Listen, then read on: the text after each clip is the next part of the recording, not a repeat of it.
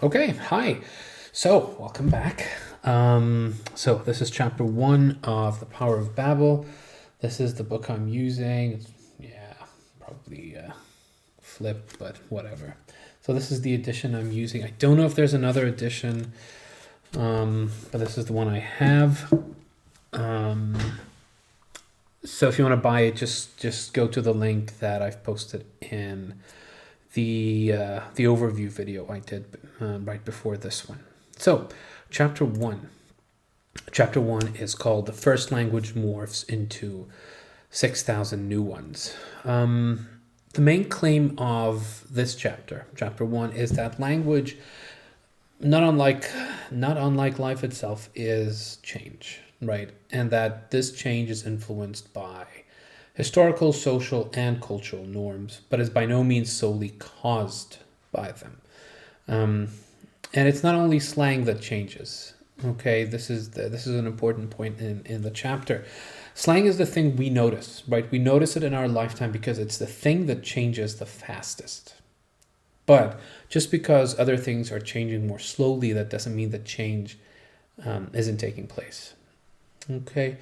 Um, and it's pretty simple. To see this change, all you need to do is set apart the same language, by at least a few hundred years, right? Think of Shakespeare's English, for instance. Or as McWhorter mentions, and this is an example he'll go back to quite often, Latin and French, which, believe it or not, it can be argued, and he argues it. He argues it pretty convincingly, right? They're the same language, just separated by a few hundred years. Yeah. So let's delve deeper into these linguistic changes by examining five generally agreed upon principles. Okay, so the first principle is called sound change. Okay, defining deviance downward. Okay, that's what he calls it. Page 18, I quoted there. Sound change, defining deviance downward. So, in simple terms, this means that whenever a word has a weak syllable, right, or when an accent does not fall on a certain syllable, that syllable tends to get dropped as a language evolves. It tends to become weaker and weaker and weaker. So oftentimes this starts out informally, right? Say in casual speech. Okay. But then gradually and often grudgingly becomes accepted in formal, i.e., written language. So generation after generation, the weak syllables tend to become, less and less audible until finally, one generation decides to drop it, right? Decides to drop it altogether. This can even happen to important grammatical components. So even those, prefixes, suffixes, you name it, even those aren't immune to being dropped. It's happened before. Okay. However, it's important to note that sound is not only lost but sometimes transformed. So vowels are more susceptible to this than consonants are. They have a tendency to morph into different sounding ones far more frequently. So that is why English, as well as other languages, of course, that's why English has a discrepancy, right, between orthography and pronunciation. So spelling tends to retain pronunciation accepted at the time the word was created. Okay, which could be vastly different to what it is now. Okay, now we move on to the second principle. The second principle is called extension. I quote, extension, grammar gets a virus, page 22. What this means is that sometimes what happens in a language is a grammatical particular, right, becomes the grammatical norm. Okay, so for example, in older English, depending on the noun, um, depending on the noun and its class, it would end differently, right? Ox, oxen, we still retain some of them, right? Child, children, mouse, mice, right? And there was also the S, ES, and IES, okay? Pretty much all of the others have been dropped now, and we only have the S, ES, IES, remaining, right? Again, of course, with some exceptions, but that's the general rule. Just add an S. Okay, it didn't start out that way. And that's the second principle. The third principle is dubbed by McWhorter, quote, the expressiveness cycle, the base from hell. Page 23. Excuse me. All languages constantly create, another quote, all languages constantly create expressive usages of words or phrases that gradually wear down in force, like old jokes. Page 25. So this basically means that some words in a language eventually lose the impact of their original meaning. And therefore language needs to be constantly reinvented. So in case you're wondering what the title's about, the base from hell, and what it refers to, McWhorter was talking about the word terrible in English, and how it had lost its potency, if you will. Right, the connotations have changed. It no longer really means something disastrous or malicious, right? It's something we now use to describe something that is mild, right? Oh, I'm in terrible traffic. Well, it's not technically terrible, right? At least not in the way the original meaning of the word was, right? But it has lost its potency so much that we had to come up with something else. And that something else for a time was hell, right? So from hell rose to take the place of terrible. Funnily enough, from hell has also lost. I was debating between saying is losing and lost, but I think it's safe to say that it has lost its potency. Nowadays we say, oh, traffic was hell, and it doesn't conjure up the image that it once did. Okay, what do we have? Originally, Latin had lost its expressiveness when using demonstrative adjectives. This is another example he gives, right? The this and that of modern English.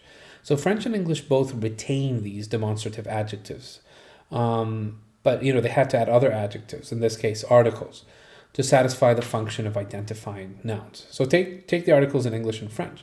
In English, some common nouns take no article before them, right? You don't say the grass is green. You simply say grass is green, milk is white. But in French, you have to say le gazon est vert, right? The grass is green, even when you aren't referring to a particular patch of grass. So what's the point of this? So the point of this is to prove that languages, like an old car, need constant maintenance, right? Constant reinventing. All right, great. We now move on to principle number 4. Okay, principle number 4, and I quote, it's called rebracketing, the story of Gladly, the cross-eyed bear. Ooh, page 27. So this principle is concerned with mistakes, right? Sometimes words in a language change because they were misheard, right? Or they were incorrectly typed. So here, it's a funny story. The author's mother, she was young at the time, and, they were in a church, and there was a bear called, she thought there was a bear called Gladly who was cross-eyed. But in fact, the hymn went, gladly, as in happily, the cross of Jesus, I'd, as in I would, bear, the verb, not the noun, not the animal, right? So gladly, the cross I would bear, gladly the cross of Jesus I would carry, right? But she heard it, gladly the cross I'd bear. So, yeah, so, mistakes like that sometimes result in a change. Here's another example that I thought of. It's the ski-doo thing, right? I read somewhere that it wasn't supposed to be called ski-doo. It was supposed to be called ski-dog, right? It was a typo, or the telegram or whatever it was sort of ate up the bottom of the G, so it looked like ski-doo. So everyone started calling it ski-doo, and they published and advertised it as ski-doo, and it just caught on, and nobody wanted to say ski-dog anymore, which was the original intention. Another example the author gives is the word apron, right? Initially, it was napron, but because of the English articles a and an, confusion happened. So what started as a napron was misheard as an apron, right? And so with time, the accepted word, free of articles, became apron. So such happenstances occur, every now and then, and this process does not stop here. Sometimes this mis or reinterpretation, I quote, combines with sound change to create one word out of what began as two or more. Page 28. For instance, Santa Claus came from the Dutch, probably mispronounced. I'm sure I'm mispronouncing this. Sant Heer Nicolaas, right? I.e. Saint Nicholas in Dutch. So in Dutch, it was shortened to Santa Claus, right? Eventually making its way to English as Santa Claus. Okay, enough about principle 4. Let's move on to principle 5. Principle 5 is called, quote, semantic change, making love to Ginger Rogers, page 31. Okay, so this final principle tells us that over time, words and phrases narrow or broaden, okay, in meaning. So let's take this example, making love.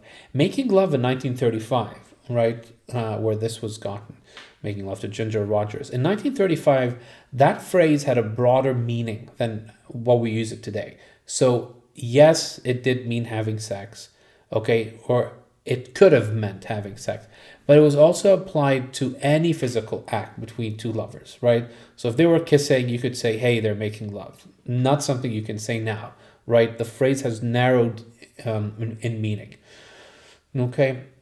And sometimes words stray so much over time that not only their connotations, right, the words we associate with them, but also even their denotations, right, their neutral dictionary definitions change as well. One of the examples McCordert says or mentions is the word silly, right? It started out meaning blessed, right? So, a very, religious connotation, very religious connotation. And if you are blessed, you're approved by God. If you're approved by God, you're innocent. That's sort of how the word started to change, right? And if you're innocent, you're deserving of compassion. If you deserved compassion, you were weak, right? That's how the thinking went. And the reason you are weak is because you are ignorant, right? You refuse to improve yourself because you're ignorant. So finally, you're ignorant because you are foolish, right? At least that's how the logic went. And that's it. That's the present meaning of silly. Foolish, right? Don't be silly. Don't be foolish. Okay? So silly, we're lucky we can trace silly, which is not something we can say for many words, and sometimes whole languages, unfortunately. But here we can see how silly made the trip, right? From blessed to foolish, right? It jumped through a hoop of completely unrelated adjectives to get to what it is today.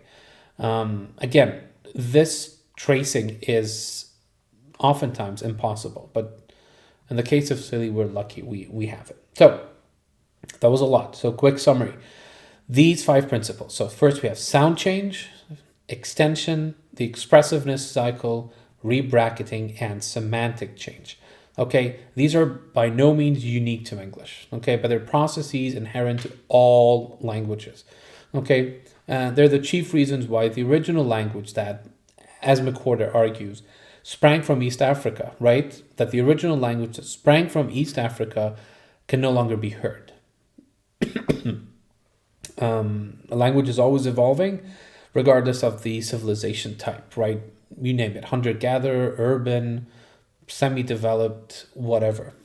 Okay, so at the end of the book, he sort of makes an argument that, why he thinks this word could have been that. But I mean, even he, grudgingly, I suppose, acknowledges that it's a fool's game, right? You cannot retrace a language back 150,000 years. It's impossible.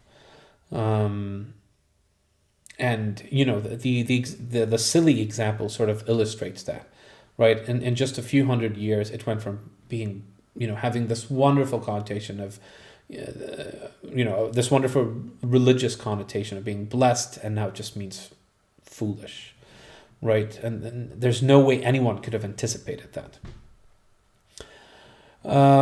Let's move on. It is imperative to keep in mind that any distinctions made. Yeah, this is a point I'll probably be mentioning over and over again.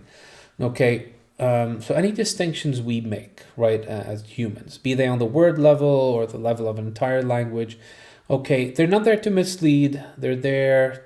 They're there to clarify. They're there for convenience. They're there to break something that is complex into parts that we can comprehend, right? However, these boundaries, if you will, do not and cannot express reality fully, right? As I said, they're there for convenience. Okay, but we must always keep their limitations in mind, right?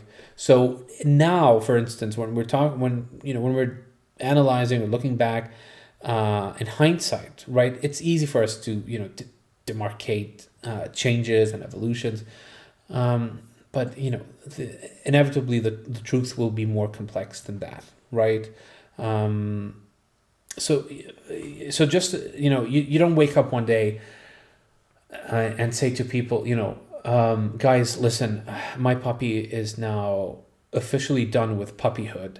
Okay, please, everyone, can you please start calling him, her, it, whatever, dog? Okay, all right, it's official now, or right? It's just silly, right? Silly. There, just use the word. So it just happens, right? One day it stops making sense to call your puppy a puppy. It starts to make sense for you to just call him, her, it a dog, right? So these distinctions that we've been talking about and will continue to talk about,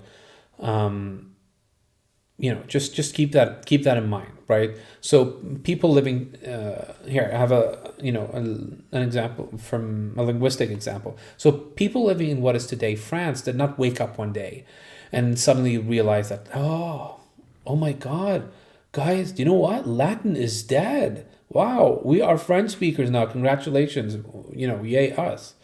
Okay, it happened, right? Imperceptibly at first, right? One word was changed here, three were changed there. Then, a grammar concept was dropped here, like the demonstratives, right? So it started out imperceptibly, word by word, then phrase by phrase, then sentence by sentence, then region by region, until finally Latin became extinct, right? And just like the puppy dog thing, people didn't wake up one day and, lament the fact that Latin became extinct. It just happened, right? Okay, another point that is important to note in this chapter is that the leisurely pace of language change yields two effects. Okay, one is that it gives the illusion that language is static. Okay, but as we've seen, languages are always evolving. So it's important to remember, slow change does not mean no change. Okay.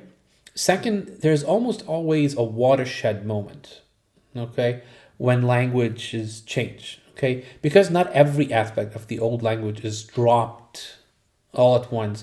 There's a transition phase as the old language, say Latin, morphs into a new one, in this case, French.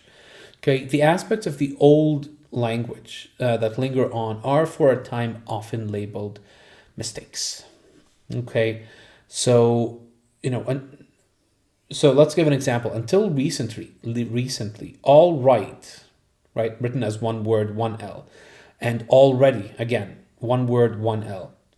They had to be written as two separate words, right? All space ready, all double L space ready, and all double L space right. Otherwise, they would have been considered spelling mistakes.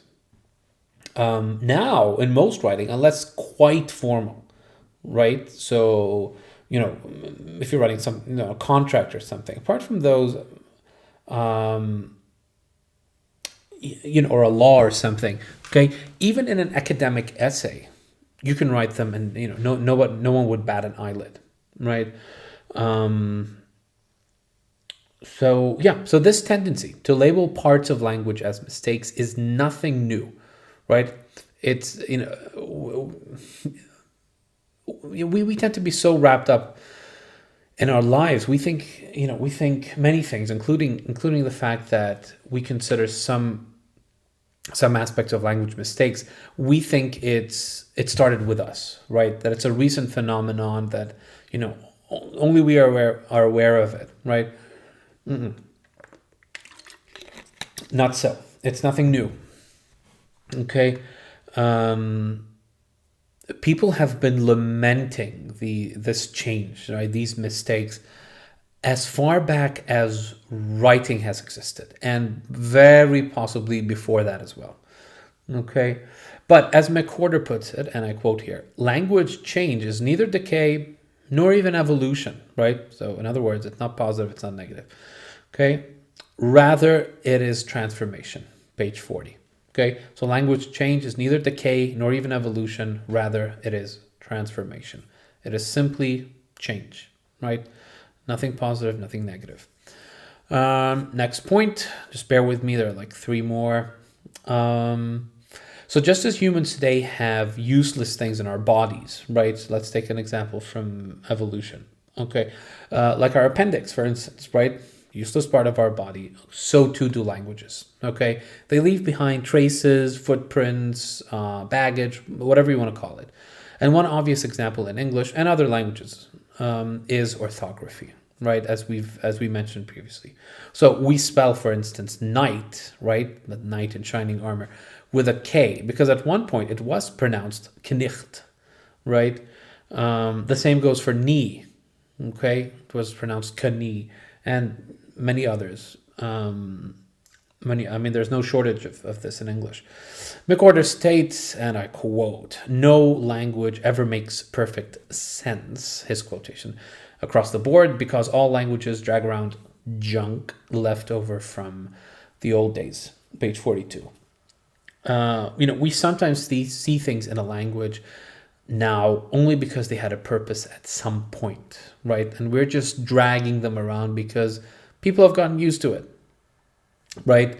I mean, think about it. If you suddenly start spelling knee as N-E-E, it would seem jarring, for most people, right? Unless they're learning English new. In that case, it would make perfect sense to them, right? But we've published probably hundreds of thousands of books writing, knee with a K. To change that is not easy, right? When everyone has gotten used to it, it's not easy to change that. And we'll talk more about the effects of writing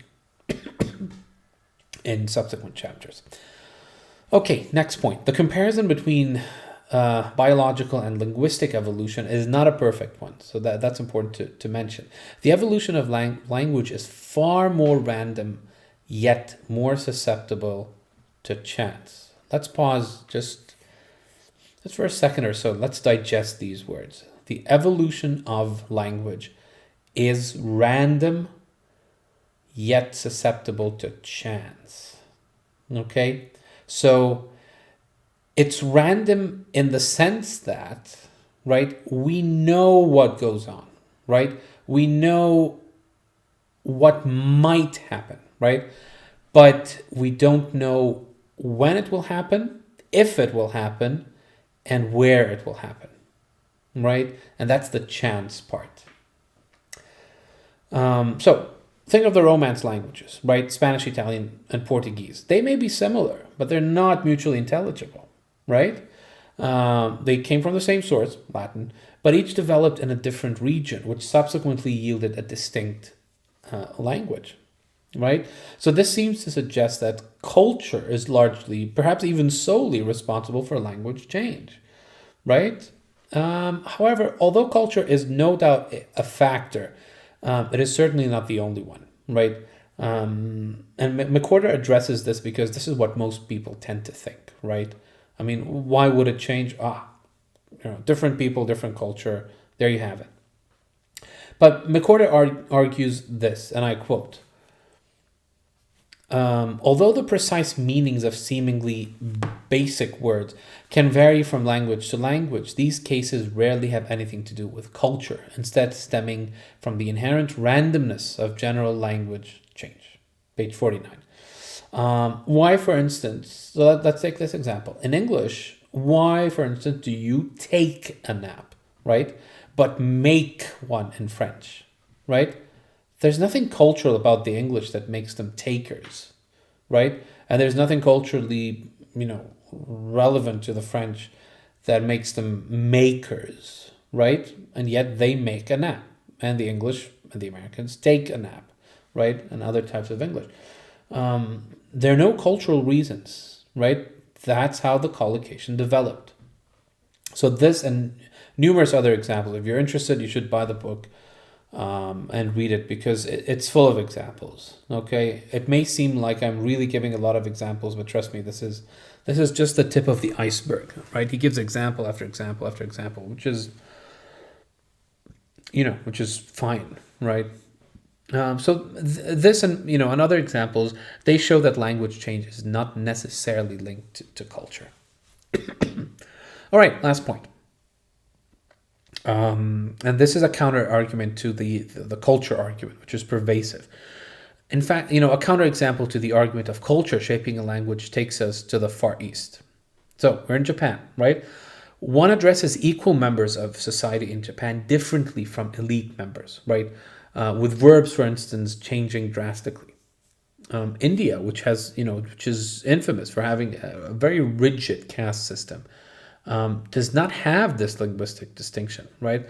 Although, of course, those deemed superior are addressed more respectfully. That's not the point, right? But that having been said, the verbs themselves do not alter as they do in Japanese, right? So both of these cultures have a rather rigid, a rather stratified hierarchical society, right? But the Japanese, have specific verbs, they have specifically their verbs change, right? To address different members on that stratified hierarchy, right? Whereas the Indians don't, okay? Furthermore, and I quote here, a language consists not only of isolated words, but also sounds and sentence structures. And these are at all times changing along with the word meanings. Here, culture rarely plays any role in a process that is essentially self-driven. Page 50. So to illustrate this quote, there are tribes in Africa, right, that use clicking sounds in their language, but their neighbors, who obviously share, if not the same, certainly a similar culture, right? Their languages do not have any clicks to them. Okay, so this shows that culture is not the sole or even a major driver of language. So to sum up, culture is linked to language, but it is by no means its driving force, at least not exclusively, which is basically what I've just said. The many transformations that were happening to a language are collectively responsible for what it is today. Okay, we may not know what the first language was, but McWhorter argues there was one to be sure. This brings the first chapter to a close. In chapter 2, find out why there is no such thing, technically speaking, as a language at all. Thank you for listening. I'll see you in the next video.